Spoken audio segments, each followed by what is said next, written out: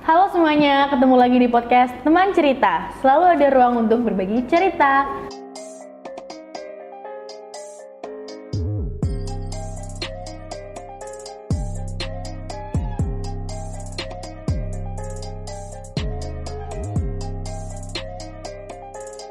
Oke, di podcast kali ini kita ngomongin soal sesuatu yang mungkin kalau orang-orang Jogja denger tuh pasti udah tahu gitu, tapi mungkin buat orang-orang yang di luar Jogja masih bingung ini tuh sebenarnya apa.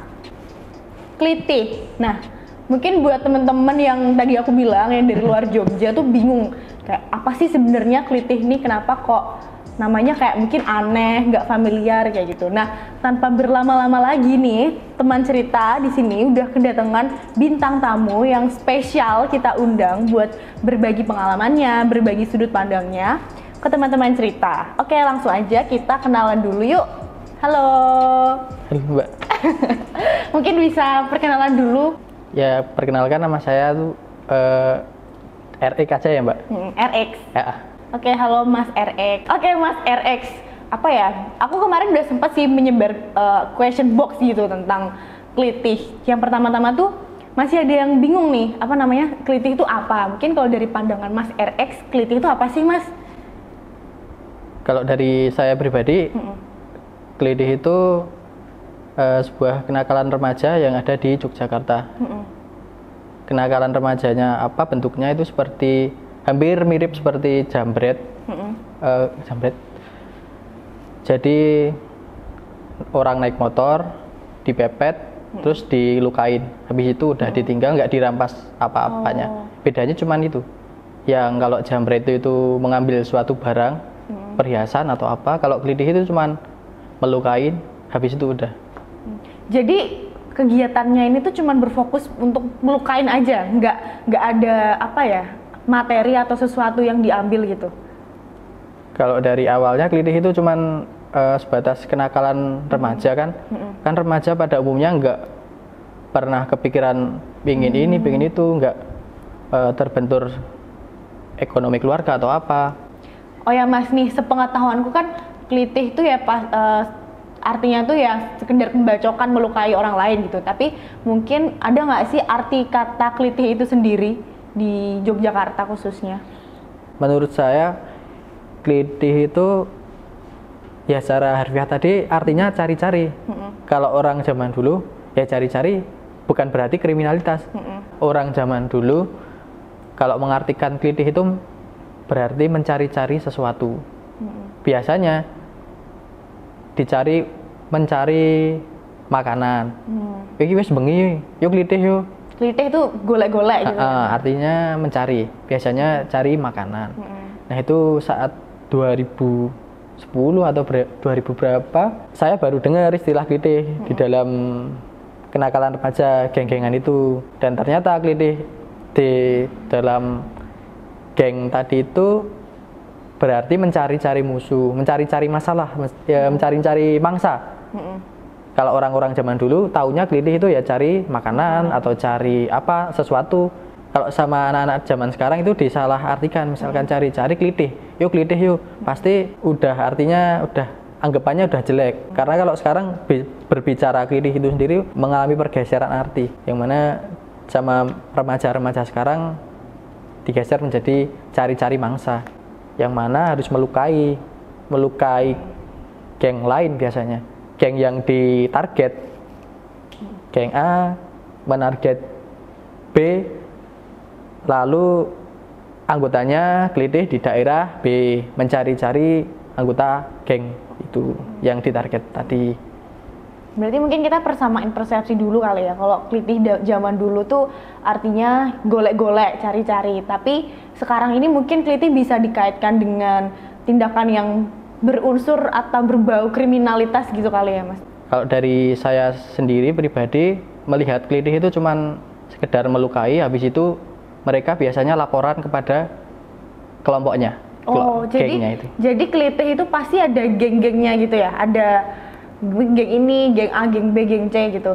Kalau di Jogja sendiri, geng sekolah itu ada dari SMP hingga SMA. Dan ada juga geng dari luar SMP, luar SMA yang misalkan terafiliasi pada suatu daerah, misalkan daerah di kecamatan A itu ada gengnya sendiri, tapi nggak semua kecamatan di Jogja itu seperti itu, cuman daerah-daerah tertentu. Nah biasanya sih Mas, aku penasarannya tuh berarti kalau yang orang-orang yang biasanya melakukan kelitih itu banyakannya gengnya tuh berbasisnya apa? SMA biasanya? SMP pun SMP juga? udah mulai melakukan kelitih. Terus tujuannya tuh apa sih Mas sebenarnya kelitih itu? Mungkin kayak bisa aja itu jadi syarat masuk geng itu atau seperti apa? Ada ya yang suatu geng, persyaratan masuk ke geng tersebut itu ada yang mengharuskan untuk kelitih. Dalam bahasa mereka itu kue bengi iki kudu entuk getih. Baru kita lapor ke. Semisal kayak gitu. Nah, anggota yang mau masuk geng tersebut biasanya berkeliling beberapa motor ataupun sendiri, habis itu mencari mangsa. Dan biasanya mangsa itu geng musuh. Kalau menurut pengalaman saya sendiri yang pernah bersekolah di Jogja tahun 2010 sampai 2016-an itu kelitih ada targetnya sendiri. Nggak seperti yang diberitakan sekarang asal orang atau mahasiswa atau siapa yang nggak pernah ikut geng atau terafiliasi oleh suatu kelompok itu kena. Jadi kalau sekarang itu nggak tepat, ya bukannya nggak tepat sasaran, lebih ke arah asal-asalan. Berarti mungkin awal mulanya tuh emang karena apa ya, mungkin permusuhan antar geng gitu aja kali ya Mas, makanya kelitihnya itu dilakukan di kayak outgroup dari geng yang kita miliki gitu misal. Iya seperti itu. Biasanya kelitih geng A bermusuhan dengan geng B. Geng A ada anggota-anggotanya atau ada orang yang ingin masuk geng A, ada salah satu syarat itu untuk melukai geng yang di daerah B atau orang yang termasuk kelompok B. Biasanya seperti itu. Kalau Mas RX sendiri pernah nggak melakukan kegiatan kelitih itu sendiri? Kalau saya sendiri pernah, tapi tidak seperti yang diberitakan sekarang. Jadi dulu itu jarang sekali orang sampai bunuh, sampai misalkan nusuk orang. Kalau zaman dulu biasanya cuma pakai senjata-senjata tangan kosong atau biasanya cuma pakai besi yang bisa dipanjangin. Kalau besi yang bisa dipanjangin itu biasanya namanya kenok. Kalau enggak double stick. Nah itu senjatanya dapat dari mana sih Mas biasanya? Ada yang jual nggak, Shopee gitu atau di mana? Kalau penjualan senjatanya sih ada, tapi kebanyakan anggota-anggota atau geng-geng tersebut membuatnya sendiri. Oh, bikin sendiri. Mungkin bisa diceritain nggak Mas, apa awal mula akhirnya Mas ini bisa bergabung di geng? Terus seperti apa sih kayak relasi di dalamnya, kayak relasi pertemanannya itu seperti apa? Terus mungkin syarat-syaratnya gimana sampai akhirnya Mas RX ini kayak melakukan kegiatan kelitih itu sendiri? Kalau awalnya bisa sampai masuk ke dunia kelitih atau ke dunia geng-gengan itu awalnya dari lingkungan masa kecil. Lingkungan masa kecil saya yang di tengah-tengah kota. Kan sekarang saya tinggalnya di pinggiran kota di yang mana di tengah-tengah kota itu dengan kepadatan penduduk dan situasi yang kurang banyak ketimpangan yang terjadi menghasilkan anak-anak yang cenderung lebih nakal.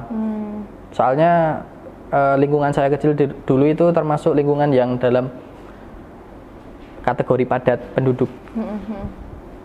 Dan dari SD sampai SMP pun sering terlibat baku hantam. SD itu udah mulai ada bibit-bibit geng-gengan, tapi belum brutal saat lebih ke arah dewasa. Jadi cuman biasa pukul-pukulan atau apa. Ya dari cerita-cerita atau pengaruh lingkungan tersebut membuat saya menjadi ikut-ikut dalam geng.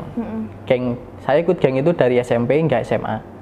Ada namanya nggak Mas? Kalau di SMP dulu Masnya geng apa? Kalau saya itu SMP, Heeh. gengnya namanya Heeh. Kalau Terus? SMP tuh apa aja? Misalnya geng-gengnya yang terkenal tuh apa aja, Mas? Misalnya ini musuhnya apa?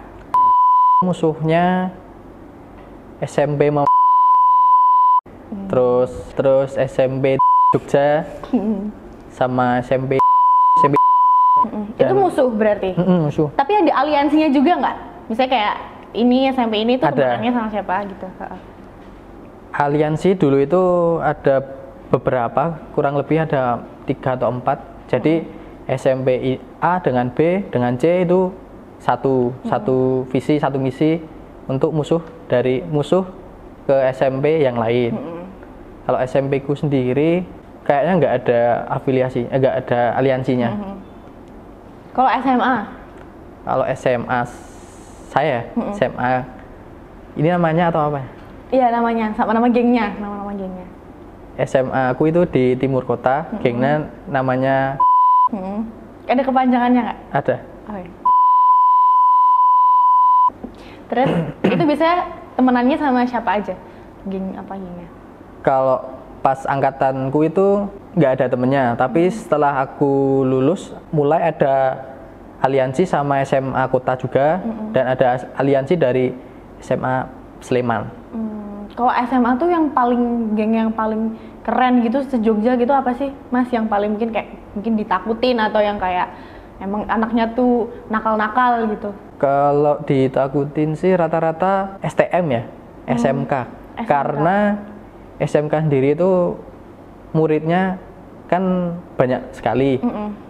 Kebanyakan cowok juga ya? Nah, dari itu makanya mudah untuk membentuk suatu geng. Kalau dari SMA, contohnya SMA aku itu cuma 216 siswa satu angkatan dan cowoknya cuma 60. Itu yang ikut geng sekitar 30-an. Yang lainnya biasa, nggak ikut-ikut. Kalau di SMA Jogja sendiri yang paling ditakutin relatif sih. Soalnya tiap tahun pasti ada jagoannya sendiri-sendiri. Kalau di tahunnya Masnya jagoannya SMA apa? Tapi kebanyakan tuh negeri atau gimana sih, Mas? Yang sering ikut tawuran-tawuran berantem kayak gitu. Kalau di Jogja sendiri swasta sih, Mbak. Kalau di Bantul, Sleman itu ada geng yang negeri juga yang hitungannya lebih nakal daripada yang swasta. Kalau di Jogja itu ada 2, ada itu geng dari SMA itu juga bebuyutan. Kalau setahuku dan sepengalaman saat angkatanku ya, Mbak. Selain itu ada juga yang swasta lainnya, habis itu SMK. Terus gimana sih, Mas, relasi pertemanannya gitu, kayak ada tingkatan hierarki gitu nggak? Mungkin ada ketuanya terus atau seperti apa kayak gitu? Kalau di geng saya sendiri yang saat itu SMA, tingkatannya mungkin nggak mengikat-ngikat, nggak seformal struktural organisasi ya. Mungkin ada koor itu koordinator, habis itu ada pentolan, habis itu udah sih, Mbak. Kalau selain daripada itu cuman penyebutan aja, misalkan kayak jongki, kayak factor. Itu apa, Mas? Jongki, factor itu kan klite. Kan klite nggak mungkin cuma satu orang, satu motor satu orang. Pasti dilakukan boncengan. Nah, itu yang depan namanya jongki, yang belakang namanya factor. Jadi yang istilahnya yang pakai senjata tuh yang fighternya itu? Ya, yang factor. Yang jongki itu nggak pakai senjata karena tugasnya cuma sebagai supir aja, sebagai driver saat melakukan aksi. Dan jongki dan factor kalau di kebanyakan geng yang saya ketahui itu nggak mungkin lepas. Biasanya itu udah jodohnya gitu loh. Masuk geng terus udah cocok, misalkan aku sama ini, aku sama si A, udah satu klub. Dan aturannya misalkan terjadi tawuran atau klitih, kan tawuran massal, beberapa puluh motor biasanya. Kalau yang ada yang ketangkep satu, itu harus melibatkan dua-duanya. Jongki factor harus ketangkep semuanya. Nggak bisa jongki tok, nggak bisa factor yang ketangkep. Ya harus solid gitu, Mbak. Misalkan satu ketangkep, satunya juga harus. Tapi nggak harus semua teman-temannya juga ikut ketangkep. Yang penting satu motor itu, yang pasangannya. Oh ya, terus kembali ke geng-gengan tadi, sebenarnya ada nggak sih Mas, apa namanya, cara rekrutmennya masuk ke geng tuh kayak gimana? Seperti apa? Syarat-syaratnya? Setiap geng itu punya rekrutmen dan cara tersendiri. Kalau geng yang pernah saya masuk itu berdasarkan cuma kekeluargaan, nggak ada paksaan atau diajak dikomunikasikan dengan cara ayo nongkrong karo kakak kelas. Biasanya seperti itu, ayo nongkrong ning kene ning burjo iki ning kono kakak kelas bareng. Alah rapopo. Nah setelah nongkrong biasanya diketahui kalau yang tongkrongan itu biasa anak geng. Beda lagi dengan geng-geng selain dari SMA saya. Ada contoh misalkan harus klite, harus cari mangsa. Kowe arep mlebu kene yo. Ya kowe bengi iki kudu golek getih. Ya kowe klite, kowe nggawa sajam, nggawa curit, nggawa pedang, tapi pedangmu kudu ambu getih. Kudu bekas getih. Jadi itu nanti ditunjukin gitu Mas? Maksudnya kayak kita habis ngelitih terus bekasnya itu yang ditunjukin sebagai bukti? Iya, biasanya seperti itu. Ada yang seperti itu, ada juga yang lebih ekstrim karena setiap geng itu punya cara tersendiri untuk menyeleksi anggotanya. Ada juga geng SMA yang syaratnya kamu harus serangan fajar. Serangan fajar itu geng A, geng sekolah A, nyerang geng sekolah B. Yang anggota mau masuk tadi itu suruh pagi-pagi mengitari di daerah sekolah geng B. Habis itu harus melukai yang siswa-siswa ingin masuk sekolah pagi-pagi itu. Habis melukai, mereka disuruh lagi untuk masuk sekolah musuhnya, tapi tanpa pengetahuan satpam dan guru-guru yang ada di sekolah musuhnya. Misalkan pakai jaket. Nah, dan di dalam sekolah musuhnya, mereka itu nggak berhenti untuk berbuat onar. Mereka misalkan menarik orang, lalu dipukulin, dimasukin di kamar mandi, dipukulin. Habis itu berulah sebelum jam 7 atau jam 7 lebih itu biasanya mereka udah pergi, udah cabut. Berarti dari emang pas masa sepi gitu ya Mas? Pagi-pagi sebelum banyak orang. Maksudnya kan ini kan kita kayak misalnya kalau aku mikirnya ini kan kita datengin kandangnya musuh gitu kan. Pasti itu berbahaya banget kan, apalagi pasti jumlah kita lebih sedikit. Nah, berarti itu emang saat-saat pagi itu emang saat yang tepat buat istilahnya cari onar di kelompok lain gitu ya. Bisa jadi seperti itu, tapi yang pernah saya dengar itu, jadi keberadaan anggota-anggota geng A itu nggak diketahui sama anggota-anggota geng B atau satpam atau gurunya. Jadi mereka nyamar sebagai siswa di sekolah tersebut, pakai jaket, kan nggak kelihatan badge-nya, badge sekolah mana. Itu pernah kejadian di salah satu SMK di daerah kota, yang mana muridnya itu sekitar 2.000 orang, dan pada jam 6 sampai jam 7 itu banyak korban dari sekolah yang dimasukin itu tadi. Yang mau sekolah itu pada dilukain. Habis itu yang di dalam sekolah juga pada dikenani. Setelah adanya itu, sekolah tersebut memiliki aturan bahwa seluruh siswa yang bersekolah di sekolah tersebut nggak boleh pakai jaket ketika memasuki sekolah. Menghindari adanya seperti Tapi kalau target melukai itu sendiri tuh sebenarnya kayak misalnya sekolah A sama sekolah B, aku sekolah A, terus habis itu aku ikut geng ini, aku ingin melukai sekolah B, itu tuh harus yang termasuk dalam sekolah, termasuk geng di sekolah B atau kayak siswa sekolah B aja tuh udah cukup Mas? Siswa sekolah B aja udah cukup sih, tapi lebih ditekankan kepada orang yang ikut geng. Biasanya kalau kelitih zaman dulu kan nanyain, candi gue, aku cah anu piye. Biasanya kalau udah jawabannya seperti itu bisa diartikan itu yang menjawab ikut geng.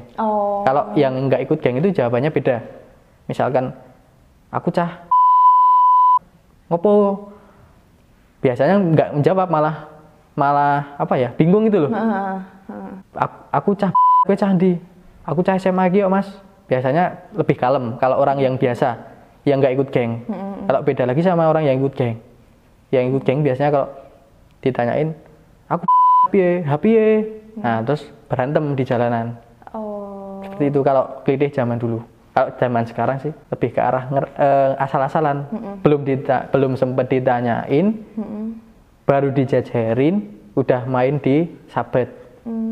Kalau zaman dulu dijajarin dulu, ditanyain sekolah mana, dan jawabannya itu udah mencirikan Kalau kalem itu orang baik-baik lah. Kalau zaman dulu itu nggak melukai asal orang. Kalau kelihatan orang baik-baik, orang rohis atau orang apa itu nggak dilukain. Apalagi kalau ada ceweknya. Oh ya. Berarti Kelitih ini tuh juga memandang gender ya, Mas. Maksudnya kalau misalnya cewek tuh nggak dilukain juga. Kalau yang dulu yang mungkin itu udah apa ya? Udah aturan, nggak tahu aturan atau apa. Kalau dari zaman dulu sampai sekarang itu cewek itu nggak boleh dilukain. Cewek terus orang geng yang boncengin cewek biasanya nggak boleh dilukain. Tapi nggak tahu kalau sekarang. Persyaratan masuk geng itu tiap geng beda-beda sih Mbak.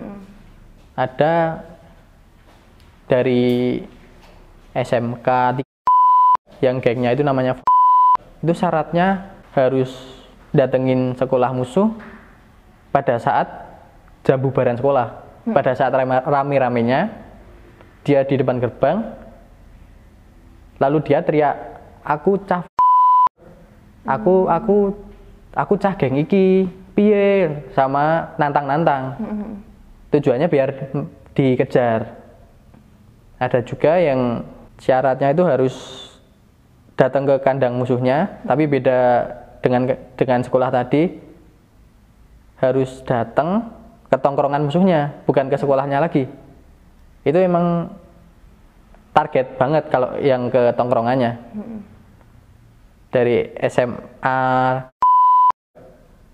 pada saat itu temanku itu cerita harus datang ke tongkrongannya anak gengnya namanya itu, datang ke burjoan 2 orang atau 4 orang, mereka ikut nongkrong bareng, ikut duduk bareng di tongkrongannya, tapi cuma di meja sambil dengerin anak-anak itu tadi cerita. Habis mereka selesai cerita, kan yang 2 itu tadi sambil pesen juga, sambil menikmati minum atau apa, sambil dengerin. Habis mereka selesai, mereka cabut tapi sambil melukai. Melukainya pakai garpu. Garpunya itu ditancepin ke orangnya. Terus mereka pergi. Lari gitu langsung. Lari sambil teriak gengnya. Aku gitu. Itu biasanya yang menjadi garis keras dari geng. Maksudnya garis keras tuh? Garis keras itu kalau di tempatku itu nggak ada. Kalau di SMA yang itu tadi ada pentolan, ada koor, ada garis keras, ada yang anggota biasa. Garis keras itu sebutan itunya. Jadi ada orang yang garis keras. Garis keras itu emang nekat banget. Kalau konvoy, kalau pas muter, mereka harus siap di depan sendiri atau siap di belakang sendiri. Kalau tawuran harus mereka di depan sendiri. Kalau ada apa-apa, misalkan supporter futsal itu juga harus di depan sendiri. Kalau mereka keliling-keliling biasanya di gor, mencari-cari masalah biasanya. Itu yang disebut garis keras di SMA itu tadi. Nama gengnya Revolusi. Kalau di SMA aku sendiri yang itu nggak ada yang garis keras. Ya adanya cuma koor, pentolan, joki vektor. Joki vektor itu udah umum di mana-mana, di setiap geng itu pasti ada. Joki vektor cuma sebutan kayak pasangan di boncengan motornya itu tadi. Terus ini sih Mas, ada beberapa sih yang nanya kayak sebenarnya keuntungannya tuh apa sih dari ngekelitih itu sendiri, atau mungkin bisa disambung juga sama perasaan yang Mas dapat setelah ngelitih itu apa, atau mungkin puaskah, atau mungkin juga masih ada rasa kasihan tapi kayak demi buat geng ini, atau seperti apa sih sebenarnya Mas? Kalau saya sendiri kelitih itu perasaannya, kalau misalkan targetnya sesuai sama yang musuh sekolah saya itu ya bangga itu loh. Ya kan musuh. Pasti kalau melukain musuh kan ada perasaan seneng kan. Habis itu dilaporkan ke teman-teman. Aku bareng nani iki cah mupat. Wonge ning wonge ning kene tak anu wisan. Kalau nggak tega itu ya pernah ada nggak tega. Kalau saya itu kelitih nggak pernah pakai senjata tajam. Pakainya apa? Biasanya cuma tangan kosong, kalau enggak pentungan baseball tapi yang kayu.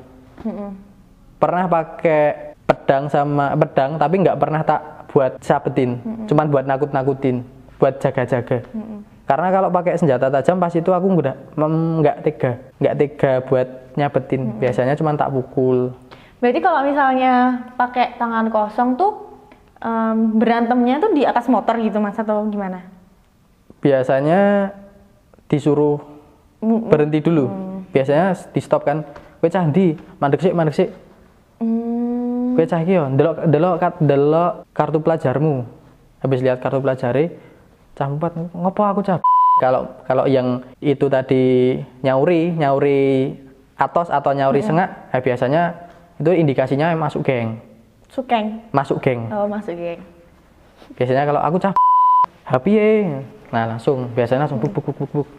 Oh. Berantem di jalan. Ya. Kalau dulu klitih itu jarang sih Mbak kalau yang pakai senjata tajam. Gak seperti sekarang. Kalau sekarang itu anak-anak klitih, setahu saya itu ngerinya luar biasa. Kalau dulu geng-gengan itu di setiap SMP, di setiap SMA itu pasti ada. Favorit sekolah pun dulu pasti ada. Kalau sekarang semakin mengecil, nggak semua SMA ada gengnya, nggak semua SMP ada gengnya, tapi yang ada gengnya itu yang ngeri-ngeri banget. Jadi dulu itu hampir semuanya, tapi cuman kenakalan biasa, pukul-pukulan, cuman bentung-bentungan. Kalau sekarang udah bacok-bacokan sampai mati, tusuk-tusukan. Jadi kalau aku ngeliat di Jogja sendiri saat ini yang gengnya itu udah sedikit, tapi orang-orangnya yang malah ngeri-ngeri. Kalau dulu banyak, tapi biasa-biasa, cuman pukul-pukulan biasanya.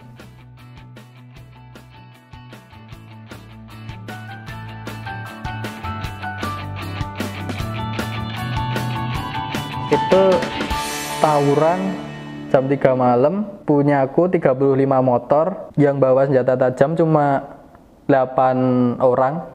Nah, aku sama adikku cepat-cepat naik motor itu, terus balik. Sebenarnya kalau dibawa ke polsek terdekat, kalau di dalam penjara pun biasanya disuplai dari luar sama anggota-anggota lainnya.